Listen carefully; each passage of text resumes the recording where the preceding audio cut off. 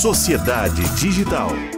Olá, eu sou Carlos Aros, este é o Sociedade Digital. Seja muito bem-vindo a essa nossa conversa semanal aqui sobre tecnologia, sobre como o mundo digital está cada vez mais recheado de novidades, algumas complicando a nossa vida, é bem verdade. Tem uma turma aí guerreando com a inteligência artificial e outras facilitando e muito a nossa vida. E é justamente sobre essa facilidade que a gente vai falar. E dentro de um nicho muito específico, o mercado editorial.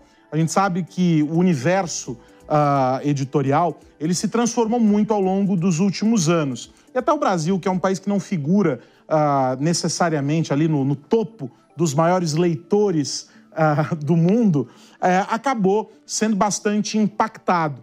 A gente teve primeiro a conversão, né? O fim quase que total das livrarias, algumas sobreviveram, é bem verdade, com uma outra dinâmica. Esses dias eu entrei numa livraria, tinha mais jogo de tabuleiro do que livro dentro. É uma adaptação para a sobrevivência no varejo. Aí as lojas online, depois os livros digitais, e aí agora um segmento que começa a atender empresas, universidades, com um catálogo robusto que atende a especificidades desse setor. E é justamente sobre isso que a gente vai conversar hoje. Uma plataforma que usa de muita tecnologia, de uma sacada muito bacana para reunir players do mercado editorial para atender às especificidades daqueles que consomem livros técnicos, livros de educação, aquela formação específica em várias carreiras. E aí, para falar sobre esse assunto, meu convidado de hoje é o Eric Adami, diretor de vendas da Minha Biblioteca, que é esta plataforma em questão e que ele me contava aqui. Eu estava ficando extremamente curioso para saber mais. Eric, muito obrigado por ter vindo aqui ao Sociedade Digital. Eu que agradeço, Aros, é um prazer. Cara, eu fiquei fascinado quando você me explicava aqui rapidamente um pouco do que vocês fazem. E aí eu vou começar fazendo a pergunta que você já deve ter escutado 1 zilhão de vezes.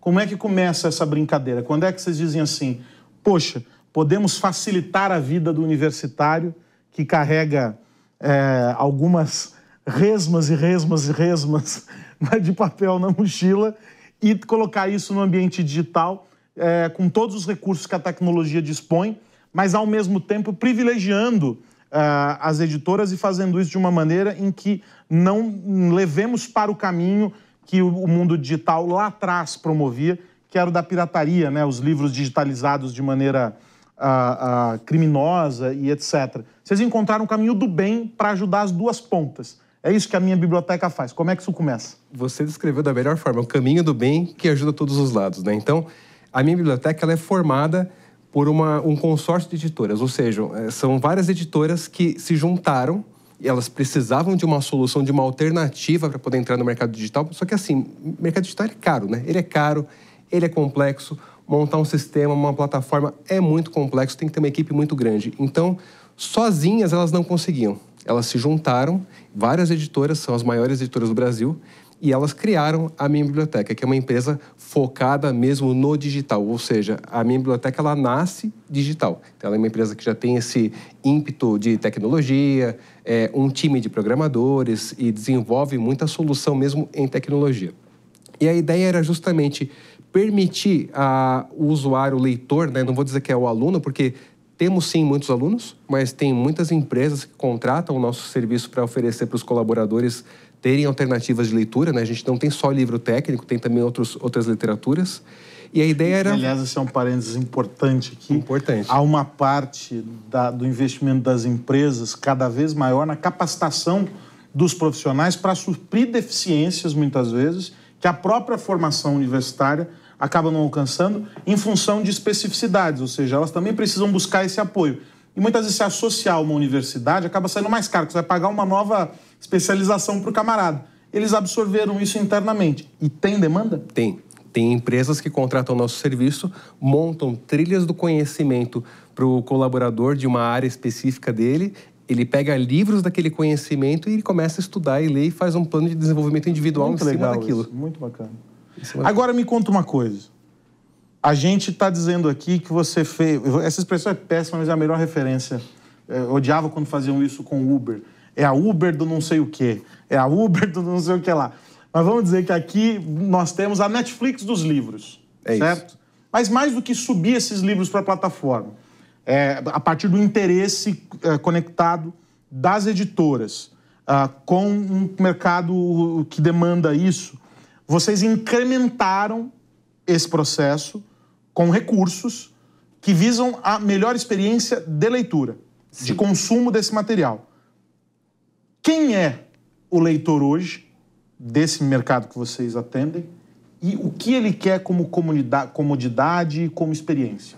Então, leitor, uma boa parte dos nossos leitores são alunos, né? Porque a gente tem muito cliente que é de instituição de ensino, então são muitos alunos, mas a gente tem juiz, tem advogado, tem médico, tem profissionais de todas as áreas, administradores, que utilizam o nosso acervo como fonte de estudo, como fonte de pesquisa, como para execução de trabalhos do dia a dia deles mesmo. Então, assim, o perfil ele é muito amplo, né? Eu diria que a pessoa que utiliza o nosso serviço, que utiliza a minha biblioteca, o que ela busca é ter acesso a um grande acervo sem a necessidade de ter que ir fisicamente numa biblioteca, ou seja, sem ter que investir, comprar livro, que livro não é barato, a gente sabe disso. Então, ele tem o custo físico do livro é alto e o acesso é complexo, porque precisa de muito espaço físico para isso. Então, a pessoa ela não precisa se preocupar com isso. Ela, num celular, num tablet ou num computador, ela já tem acesso a esse conteúdo. Porém, como eles usam isso para estudar, para desenvolver trabalhos, é sempre importante ter o quê? Ter como grifar aquela palavra, ter como fazer uma anotação, ter como montar um bloco de notas. Então, a gente tem casos que o caderno do aluno praticamente é nosso bloco de notas. Então, ele vai para a instituição de ensino, está ali na aula, ele vai anotando tudo que o professor está discutindo durante a aula, ele anota ali, vai grifando no livro, monta depois um guia de estudos em cima daquilo, né, os cards para ele conseguir estudar. Então, não é só o livro, é o livro junto com toda a tecnologia que já vem junto. A leitura em voz alta, que eu comentei contigo, que é bem interessante. Então, tem gente que fala, eu estou no ônibus e estou escutando o livro, né? Eu preciso estudar para a minha prova, ou eu preciso estudar um pouco mais sobre um determinado assunto. E você dá um play, coloca para ler o livro, coloca um fone de ouvido e começa a acompanhar o seu livro. Agora, eu fico muito intrigado com o olhar das editoras sobre essas transformações, porque, evidentemente, um fenômeno como esse que vocês promovem, ele nasce da compreensão de que o que se alterou foi a maneira de consumir aquele conteúdo ou aquele produto, não o esgotamento dele. Ou seja, o livro continua sendo um ativo importante para a formação do indivíduo em qualquer nível. Aqui a gente está falando de livros mais técnicos, mas a gente pode falar sobre a literatura de ficção, né, romances e afins, biografias e etc. Há demanda para esse tipo de produto e esse conteúdo.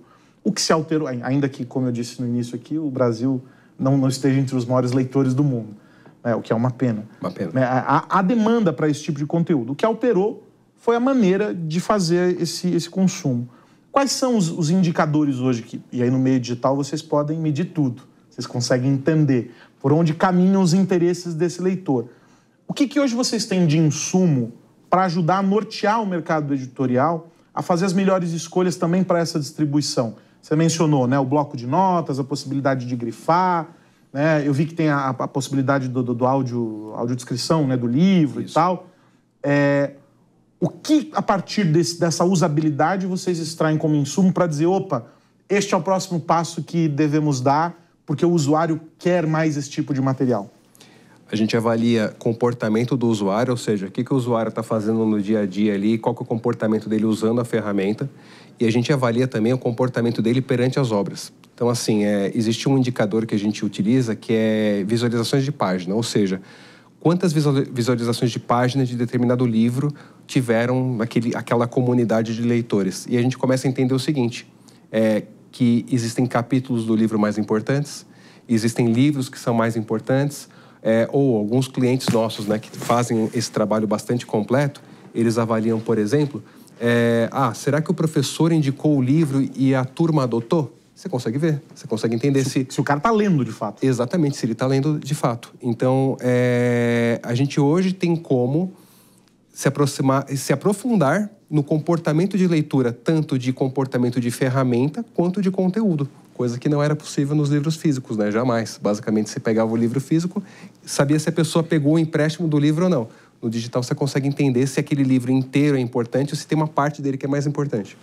Há alguns anos, né, quando a gente passou a compreender mais e melhor o fenômeno do streaming, né, dos serviços por assinatura, de maneira restrita, acho que em quase todos os segmentos onde esse modelo se esparramou, algumas pesquisas, alguns estudos apontavam para a redução da pirataria ou do crime relacionado àquele modelo de negócio. Então, a gente viu isso acontecer com a indústria da música, a gente viu isso acontecer com a indústria do cinema, né? TV, cinema, com séries e filmes e afins. E a gente observou que a indústria passou a se comportar também de uma outra forma para tentar tornar mais acessível e viabilizar modelos outros. A discussão era sobre como monetizar. Então, só assinatura ou teremos publicidade? Vamos adotar modelos de financiamento com parceiros, colaborações, enfim. Explorou-se um sem número de meios. Qual é a dor do mercado editorial que existia e que você entende que esse modelo que a Minha Biblioteca traz acaba por sanar? Alguns a gente acabou já passando aqui ao longo da resposta, da nossa conversa. E adicionalmente a isso, o que você entende que é a fronteira para esse mercado? Para onde a gente caminha como negócio dentro disso? O futuro é expandir para outros modelos de livros, como a Amazon fez com o Kindle Unlimited, né? Com o próprio Kindle no modelo convencional dele e tal? Sim.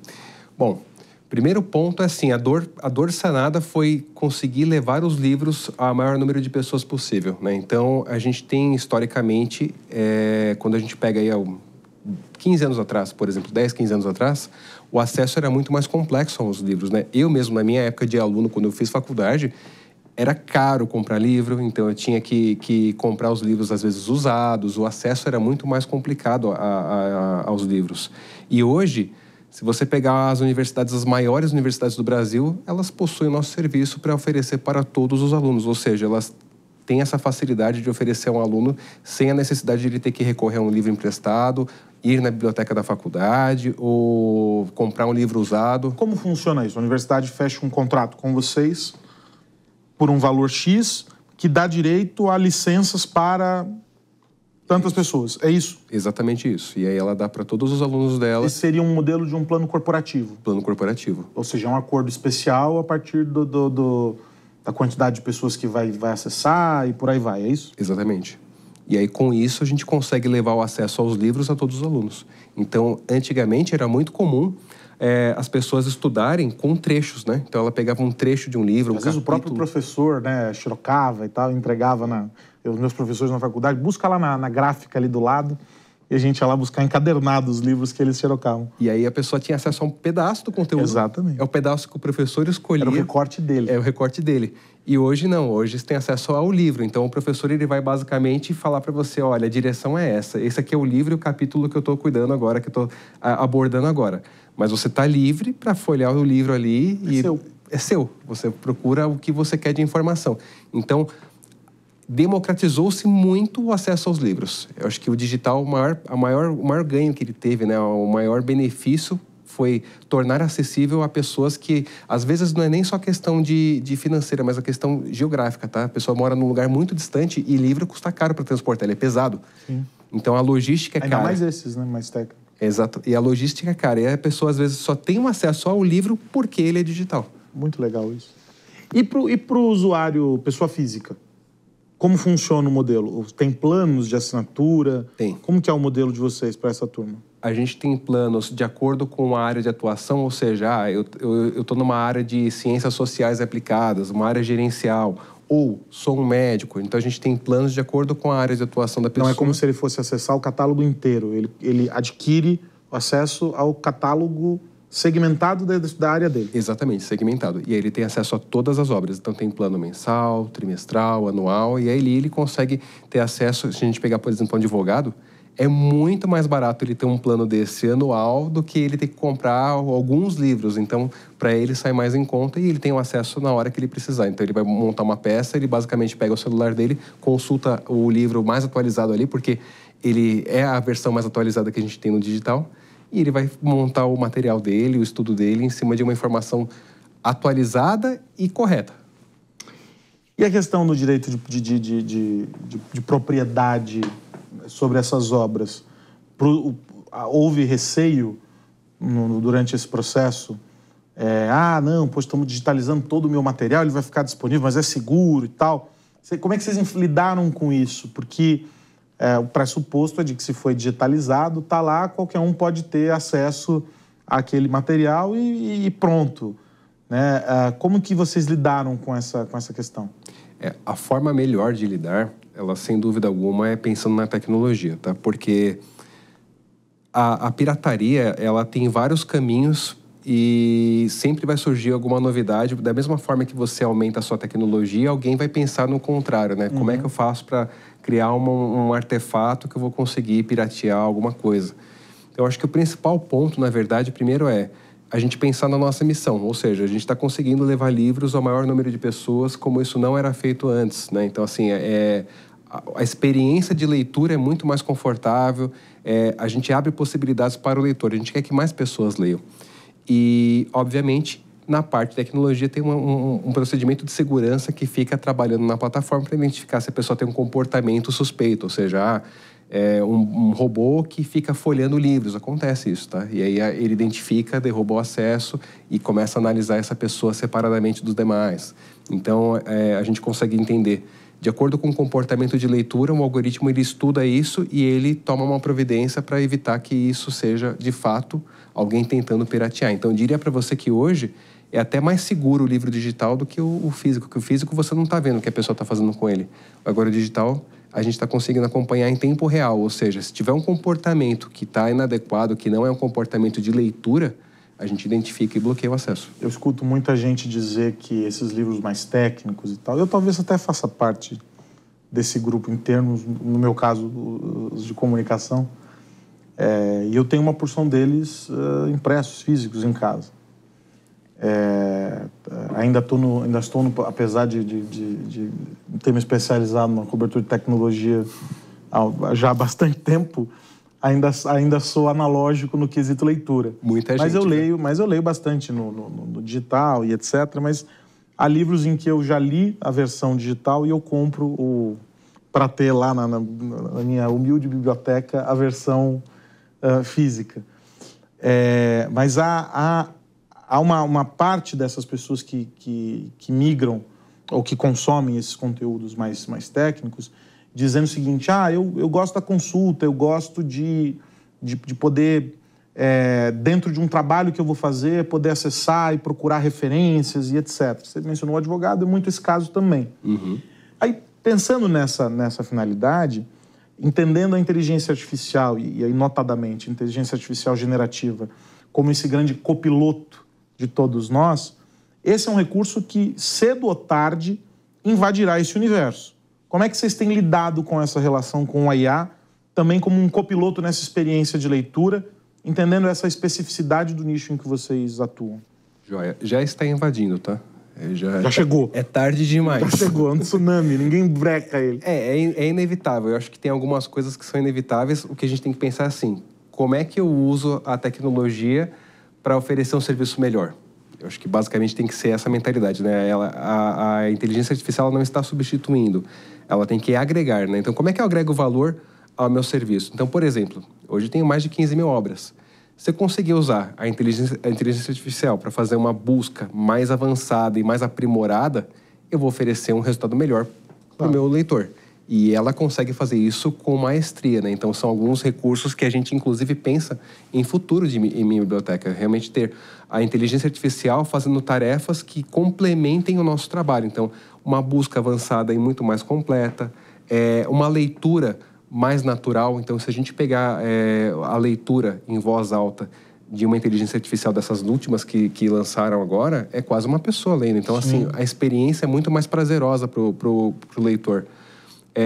Outros recursos em relação a estudo. Então, eu quero, de repente, pegar trechos que eu mais acompanho, que eu mais leio, eu quero fazer um estudo disso. A gente pode colocar uma IA que vai pegar esse conteúdo e vai montar quase como se fosse um quiz para poder fazer um reforço desse estudo. Então, assim, eu entendo que ela não veio para substituir, para canibalizar. Na verdade, a gente olha para ela como uma ferramenta complementar ao que a gente quer. Então, a gente quer que seja uma experiência de leitura mais fluida, uma experiência de leitura melhor, e aí a gente coloca a IA como um agregador desse recurso. Hoje, ela está ainda nesse nível da experiência para o uso da plataforma, ainda não inserido no contexto do consumo do conteúdo. Você acha que esse vai ser o próximo passo? Do conteúdo ainda não. Eu acho que tem bastante espaço ainda para isso. Por quê? Pela qualidade de conteúdo que a IA está gerando, né? Então, é um conteúdo que, às vezes, ele não é tão... é um pouco duvidoso, né? As origens, ele não tem fontes. Então, assim, para gerar conteúdo, eu acho que ainda não, a não ser em termos de ficção, né? Ou seja, uma história de ficção, acho que a IA sai muito bem nisso. Mas um conteúdo mais técnico, eu acho que não é o caso ainda. Então, eu entendo ela mais ajudando como ferramenta do que gerando conteúdo. Então, Agora eu digo no sentido de resumos de livros, por exemplo. Ela tópico, um pedido específico. Estou trabalhando em um caso de, sei lá, fusão de uma empresa e preciso de referências. Ela poderia, dentro do acervo, fazer essa busca. Sim. Ou para vocês, no limite, ainda é dar a IA acesso a conteúdos que vai haver perda de controle, porque ela vai ler os conteúdos dos livros e jogar numa nuvem, sabe Deus como isso vai ser usado. Tem um pouco dessa discussão do receio do autor de que o conteúdo dele seja usurpado ali para dentro das engrenagens das IAs. Vocês lidam com essa realidade ou ainda não se tornou um problema? Ainda não é um problema, mas é um cuidado que a gente toma. Então, assim, em planos futuros, em pensamentos futuros, a gente pensa sempre o seguinte: como é que eu preservo esse ecossistema para que o autor queira escrever, queira continuar gerando conteúdo com novas obras, ao mesmo tempo que eu promova a leitura ao meu leitor final, seja ele um aluno ou um colaborador de uma empresa, e que todos ganhem com isso. A gente não pode permitir que uma das partes não receba algum benefício nisso, porque senão o ecossistema deixa de funcionar. Então, a gente toma esse cuidado, sempre pensando em como fazer com que essas partes coexistam e ajudem umas às outras. Complementares. Né? Complementares, exato. E como é que é a expansão disso? 60 editoras não está nem perto do começo do tamanho desse mercado. São as maiores editoras, do Brasil hoje já. Mas ainda tem pequenas editoras? Tem um universo ainda para ser absorvido ou não? Temos sim. A gente periodicamente acompanha outras editoras porque a gente pensa pelas lacunas de conhecimento. Ou seja, eu tenho muitos livros que eu tenho necessidade de mais livros em algumas áreas muito específicas. Por exemplo, arquitetura. É uma área que não é que eu tenho pouco livro, o Brasil tem pouco livro. Então, assim, essas lacunas de conhecimento que a gente tem hoje é um cuidado que nós, da minha biblioteca, temos de analisar quem são editoras que podem nos ajudar com isso, para que elas possam fazer parte do nosso ecossistema e aí disponibilizar as obras também. E até pensando em futuro, editoras até de fora do país, porque tem conteúdos muito importantes, relevantes, que estão em outros países e que precisam de alguém para fazer a tradução e trazer o conteúdo para o Brasil. Então, é algo que é bem importante a gente acompanhar. Esse modelo de vocês é pioneiro ou vocês têm inspiração em outras plataformas de fora do Brasil? O nosso modelo é pioneiro. Ou seja, vocês poderiam abrir o mercado internacional com essas outras editoras e trazendo esses livros estrangeiros. Exato. Nesse nosso formato, é pioneiro. Muito bacana isso. Para a gente fechar, se a gente fosse olhar para daqui a 5... 10 anos. Os exercícios de futurologia, eles são complexos na tecnologia, né? Mas pensando que vocês estão num universo em que há uma série de discussões bem candentes aí, do ponto de vista da questão de propriedade intelectual, mudança também geracional, uma geração que consome a informação de uma maneira diferente, o próprio modelo de negócio das editoras, buscando alternativas e etc. O que você vislumbra para essa jornada? Não muito longe, vamos pensar em 5 anos. O que você acha que seria a realidade de vocês em 5 anos, ou o que você pelo menos espera? O que eu espero é aumentar a base de leitores. Acho que esse é o principal ponto. Vocês abrem esse número ou não? Eu posso abrir, são mais de 5 milhões de leitores. 5 milhões de leitores. Hoje. E isso é importante para a gente porque se mais pessoas leem, significa que mais pessoas estão aprendendo, estão adquirindo conhecimento, são profissionais melhores, são estudantes melhores. Então, eu acho que essa é uma preocupação legítima que a gente tem. Aumentar a nossa base de leitores, mais pessoas consumindo os livros. Eu não quero que a pessoa tenha meu serviço. Eu quero que ela realmente abra o livro, leia, melhore esse engajamento com os livros. Então, eu acho que esse é um ponto que a gente tem muito cuidado. Nossas ações, elas são muito voltadas a esse ponto de como melhorar o engajamento do leitor para que ele consuma mais livros e para que ele leia mais, para que aprenda mais. Porque é isso que funciona, isso que faz funcionar, né? A engrenagem gira quando a pessoa pega o nosso serviço, ela abre o livro e consome esse conteúdo.